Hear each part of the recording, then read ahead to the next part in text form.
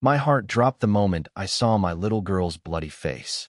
Her front teeth were gone, and standing over her was Margaret Green, the HOA president, fists still clenched.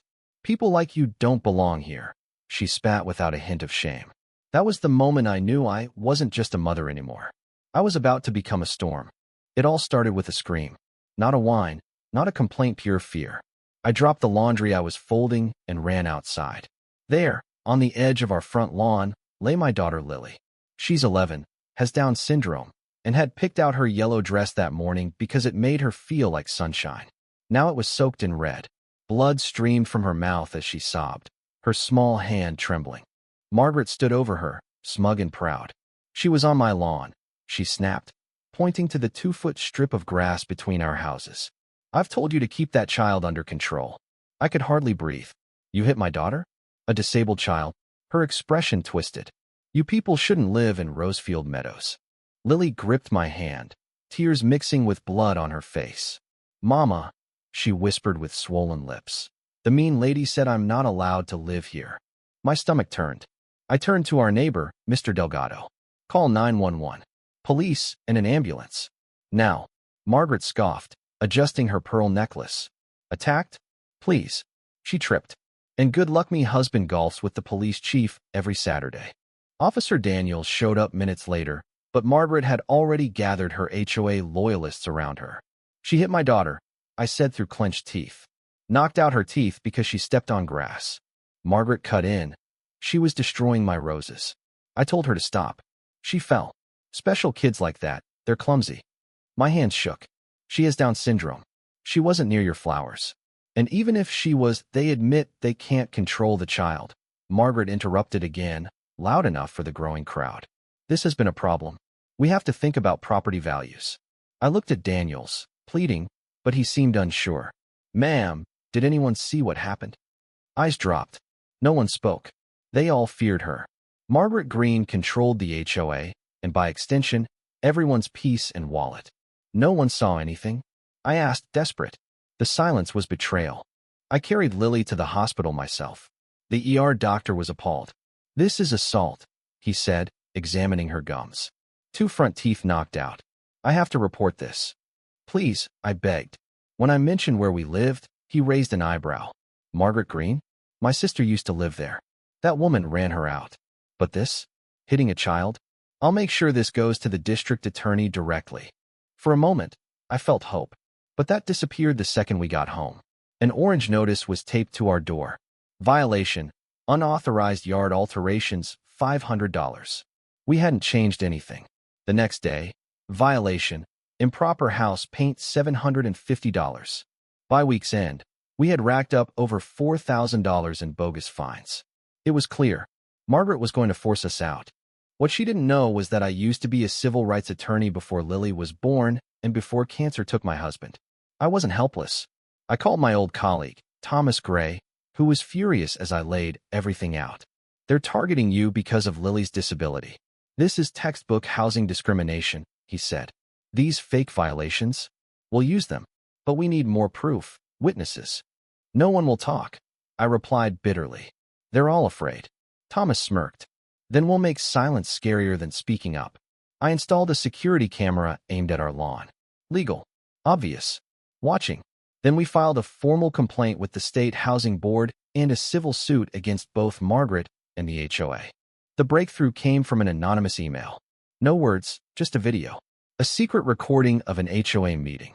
Margaret, standing before a room full of neighbors, said, "I don't care what the law says. If we let one disabled kid in, house prices drop. We need to make sure people like that know Rosefield isn't for them." Someone in the video asked, "Isn't that discrimination?" Margaret laughed. "Please. My husband handles the law. We make problems disappear." That video went public the next day. I made a simple website called Justice for Lily. It showed her bloodied face, the doctor's report, HOA violation notices, and the video. The caption read, "Margaret Green, HOA president of Rosefield Meadows, punched my 11-year-old daughter for stepping on her lawn, then tried to push us out for being different. This is what discrimination looks like." It spread like wildfire. Local news, civil rights pages, parenting groups, all of it. That night, Someone threw a brick through our front window. A note attached. Leave or worse. This time, Officer Rivera came. She took one look and said, "This matches 3 other cases families who complained about the HOA. You know about this?" I asked. "We've been building a case," she said. "Your website changed everything. My phone won't stop ringing. People are finally ready to speak." The next morning, the DA called. "We're charging Margaret Green with assault on a vulnerable person, harassment, and civil rights violations. We're opening a full investigation into the HOA board." I looked at Lily through the window, curled up on the couch, hiding her face. "Are you ready for this to get ugly?" the DA asked. I stared at my daughter's swollen smile. "Not just ready. Counting on it." Margaret was arrested that afternoon, but her release on bail was met with a protest. Not what you'd expect. Her supporters showed up first, signs demanding to protect our property values. But then our neighbors, the quiet ones, the scared ones showed up too, with signs that read, "Lily belongs, and no child deserves this." Then, something I never expected. Margaret's husband, Alan, knocked on our door. He looked broken. "I need to talk," he said. I stood in the doorway, protective. "Why?" "Because I helped her get away with it." I looked the other way, but not anymore. He handed me a thumb drive. Financial fraud, HOA money misused, bribes to zoning officials, and emails planning how to force certain residents out. I stared at him. "Why give this to me?" "Because your daughter deserves justice. And maybe this helps make that happen." 6 months later, the trial began.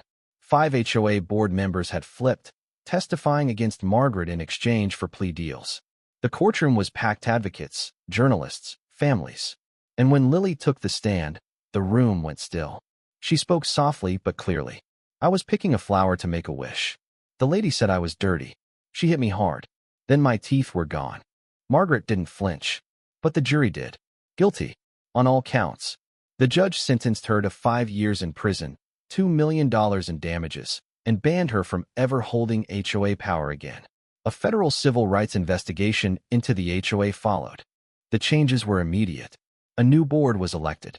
Rules against discrimination were enforced. A community center opened inclusive programs.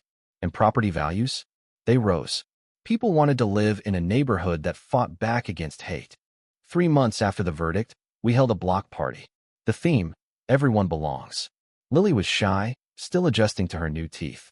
But when the neighborhood kids pulled her into their game, she laughed. A real, loud, joyful laugh. As I watched, a woman approached. "I saw what happened that day," she whispered. I stayed silent.